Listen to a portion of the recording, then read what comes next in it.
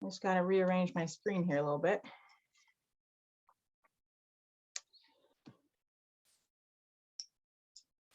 So good morning. When Joe asked me if I would be interested in coming and talking about food justice and food security, it seemed like a no-brainer to me. This is something that is close to my heart. It is close to my livelihood, close to my daily routines. It is both a political and ideological interest, but also a spiritual belief. Our global food system, our industrial food system, is broken. Billions of people are either underfed or overweight, and we have a distorted relationship with food. On the environmental end, our industrial food system is rapidly degrading our climate and our environment. Our global food system is responsible for 1/3 of all greenhouse gas emissions. That's more than transportation, heating, lighting, cooling combined. And as we degrade our climate, it causes more extreme weather and making food production even more precarious. So whether you look at it from a human health perspective or an environment or climate perspective, or even a spiritual perspective, our global food system is unsustainable. And it can be easy to dump on farmers for using chemicals or dump on beef for producing methane. But it is far harder to admit that we are part of that system. If we are eating oranges or drinking coffee or eating lettuce in February, we are part of that system. So instead of dumping on farmers or agriculture, we need to encourage and support sustainable food practices and production methods. As a Christian, our job is to love God and each other. And I live that in part through my responsibility to be a steward of the land. We all have a commitment to the land and to the world, and it's not just for farmers. This is a dominant theme throughout all of scriptures. It's kind of like the more you know, the greater your responsibility. Quite a few years ago, I was looking to buy shoes, and I wanted to buy shoes that were made in Canada. And this was kind of in the days before online shopping was really a thing, and my budget was pretty small, so this was no like custom shoe making endeavor. So I researched all sorts of companies to see who made shoes here in Canada or the US, and I then went to all the shoe stores in my area and looked for who stocked what. It was quite the rigmarole, and it took a lot of work to find shoes that I was satisfied with that were made close to home. And I remember talking to my family at a family gathering about this whole ordeal of finding local shoes. And my aunt turned to me and said, "Oh, I just go to Walmart and try on whatever I want and take it home. It's really easy." And I thought, that is the problem. This unsustainable system, that's the easy one. That is the accessible one found at every store, every street corner. And it's going to take a lot more work to source sustainable solutions, whether it be shoes or food. And that, in short, is kind of why I decided to become a farmer. My journey to the farm began with wanting to source local food. And in the summer months, it was easy. There was farmers markets. You could go to U-Pick farms. It seemed accessible, but our climate is pretty harsh, and it's sometimes, and I found it was very hard to find local food in the winter. And that kind of triggered some things for us. We took a jaunt down to Georgia to Jubilee Partners, where we had a little experience with rural living, with growing bigger gardens, a little more comfort with our own flock of laying hens.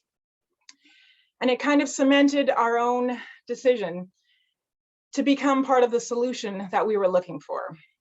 If we couldn't find enough local food, maybe we needed to produce it. It also helped that Ben's parents, John and Denise, we're very much on a parallel journey of looking for local food. And so when we approached them and said, could we use your land and do this farming thing, they were right on board. And so we moved to the farm and planted a small market garden, kept the cows that John had and transitioned them to grass finished, added some pigs and some chickens and a few more children, and began farming. We have been at this now for almost 12 years. We have most of how we decided what we wanted to farm was a lot of really what we wanted to eat. We wanted vegetables, we wanted to feed ourselves for the year, and so we grew a big garden. And in doing so, we also wanted to sell some. So we have a CSA program, which stands for Community Supported Agriculture. It's kind of like subscription vegetables, where you buy on for the season and you get a box of veggies that's ready each week. We also had some beef here already, and so we transitioned them to grass finished, and to make use of the hay and pasture land that was here and was kind of unfit for any other type of farming.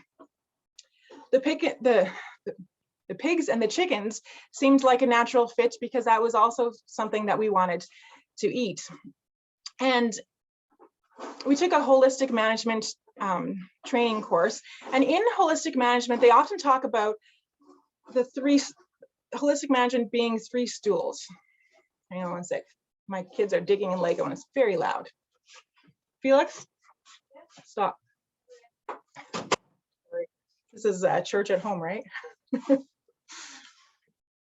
Okay, holistic management has an idea about farming being like a 3-legged stool, and each leg of the stool needs to be balanced, otherwise it falls over, just like your farm. If the parts of it are not balanced, it's not sustainable.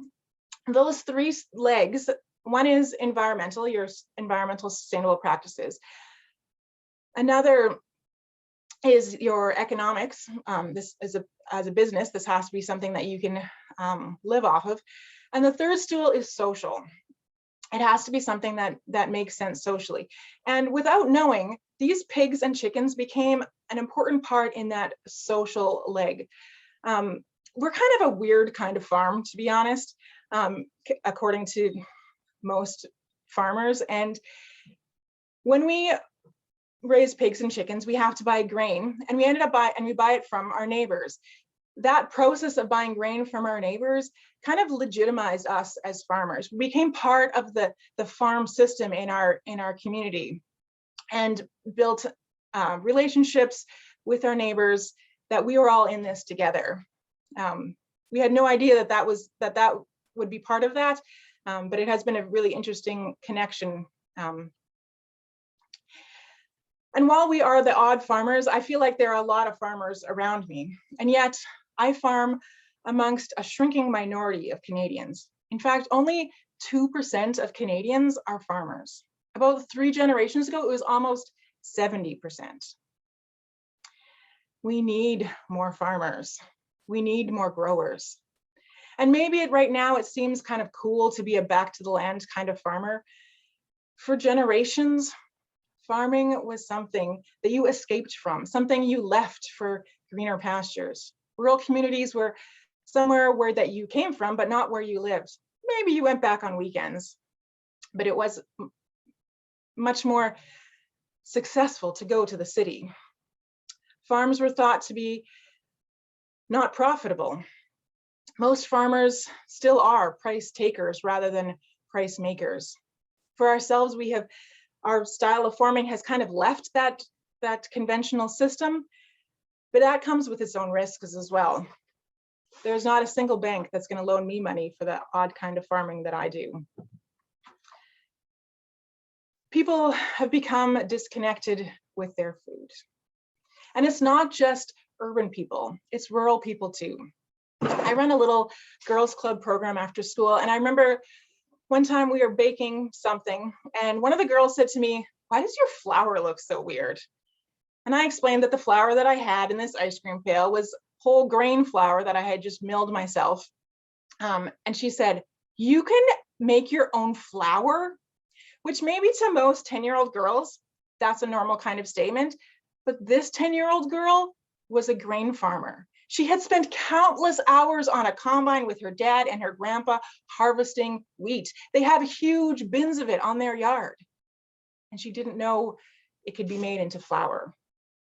We are disconnected from our food. And we need a much greater appreciation for food. When you grow your own tomato or eggplant or whatever you grow in a pot on your deck, how do you prepare it? Does it end up rotting on your counter or molding in the back of your fridge? I doubt it. Those few little things that you are able to produce, you know that they taste so good, and you're going to feature them in the center of a beautiful dish. You're probably not going to let that bit of food go to waste because you know how much effort it took to grow that. You are connected to it. We are disconnected to most of our food, so much so that about 58% of all food produced in Canada goes to waste. In fact, Canadians spend about 38 minutes preparing food. And I'm not sure if that's just for supper or if that's the entire day. And we spend about 28 minutes sitting down for supper. Also, only about 12 to 35%, depending on the study, 12 to 35% of kids in Canada help with meal prep. But they found that those that do are much better able to make good food choices. A couple years ago, right before the pandemic began, we had a field trip on our farm. Just the local school came to our farm in the fall, and we broke them into two groups. One group went with Ben to go look at all the cute animals, and the other group came with me to tour the gardens. Well, most little kids could care less about what a garden looks like unless you make it fun. And so I gave them a recipe and said, we need to find all these ingredients and we're going to make this. And so we went with our buckets and we dug up potatoes and carrots and beets and celery, and we got parsley and basil and carrots. And we brought it back and we washed them and we chopped them and we seasoned them and we tossed it in the oven. And then we traded groups. And the other group, I went out and we got lettuce and kale and spinach and cucumbers and tomatoes and herbs, and we made a huge salad. And when all the kids came back, we ate together. And these kids gobbled up every scrap of food. In fact, I remember one kid dropping their plate and other kids being like, that's okay, we'll still eat it. And they picked it up off the ground and ate it. And their teachers were shocked. They have seen these same kids eat lunch day after day at school, tossing out their apples after one bite, complaining about vegetables in their lunch, and never once seeing these kids eat a salad. And here they were gobbling up cooked beets and carrots and spinach and kale like it was going out of style. It's because these kids had an intimate connection to where their food came from. It was their hands that dug it from the dirt and washed it and cooked it and prepared it. And when we are disconnected, we aren't engaged in our food. We aren't engaged in the political or the spiritual or the physical aspects of the food and the land that grew it. For myself, connecting with my food and the systems that go with it has been a spiritual journey, as well as a physical one. And it should be for all of us, because justice in the world of the Bible is primarily and fundamentally about equitable food access. Here's a little snapshot. All the way from the very beginning, Adam and Eve were charged with the care of creation. God expects the earth's resources to be distributed fairly and even generously. In the story of Joseph, the innovation that saves Egypt, the Hebrews, and Joseph's own life is an advancement in the storage and distribution of food. In the Exodus story, the miracle of manna is about people having enough food for today with no scarcity and no hoarding. The Torah's agricultural laws and the institutions of Sabbath and Jubilee are explicitly designed to foster and maintain food justice. When Israel's prophets rail against the people for the sin of forsaking God, it's their failure to enact God's distributive justice. Hospitality and food are the measurement of righteousness. In the New Testament, Jesus multiplies bread and fish for a crowd, blatantly enacting distributive justice. Jesus oversees a miraculous catch of fish, demonstrating God's generosity with natural resources. Jesus teaches us to pray for our daily bread, a prayer for food justice today and forever. Jesus spends his last evening with his followers, and he sharing a Passover meal, breaking bread and pouring wine. Jesus identifies his own body with the food humans share to stay alive. And even in Revelation, there are visions of a future world where everyone has enough to eat. When food isn't on our list of urgent concerns, we miss and forget how the Bible equates God's will with food equity. It is easy then to become complacent, to allow ourselves to become ignorant with the food that we eat. And so where do we begin? How do we connect? I think the first thing we need to do on a regular basis is to cook from scratch and to eat in season, to rebuild that connection with our food. And then we may also need to meet some farmers, to source local food, to support local farms. We may need to learn about sustainable farming practices, because really we need advocates as much as we need farmers. And I don't want to dump on conventional farming. They are my friends and my neighbors, and I know they too want to be good stewards of the land. But in some ways they are trapped in a production system that just doesn't allow to think outside the box. A common response to address the looming challenge of the food system is to vote with your dollar, to buy organic, to visit farmers markets, to subscribe to a CSA. And sometimes it can be argued that these solutions are only for the wealthy or the privileged. But I read an article about a church in Vancouver that wanted to address exactly that.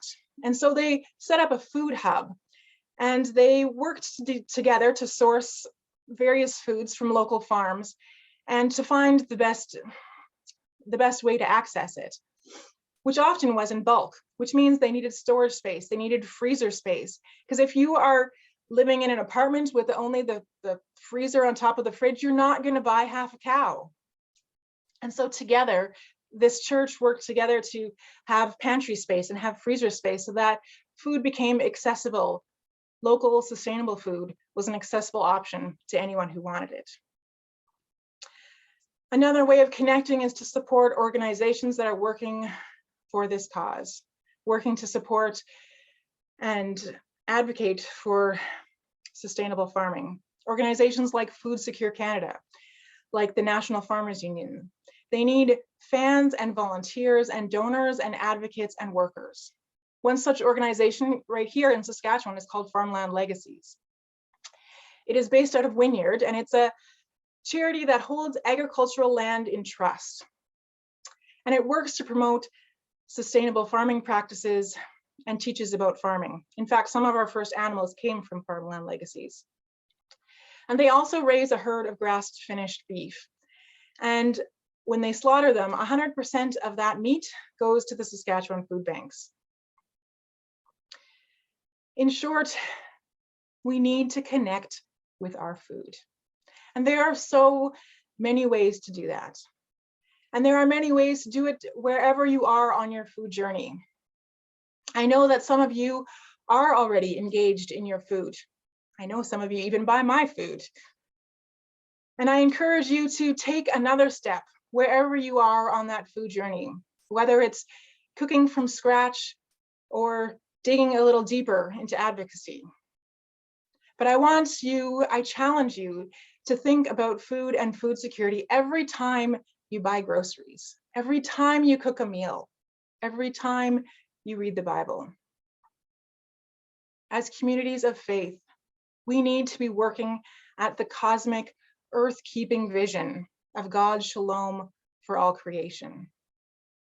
And if we do, we may find ourselves participating in the divine renewal of creation, a renewal foreseen in Isaiah 55, the scripture chosen for today, whereby the trees will clap their hands and the mountains will sing for joy, a divine vision where all can come to buy wine and milk without money, where all will eat and delight in rich fare, a vision where the rains water the land to make it fertile and fruitful, giving seed to the sower and bread for food. Taste and see, our God says. Turn from harm, do good, seek peace, and pursue it. Amen.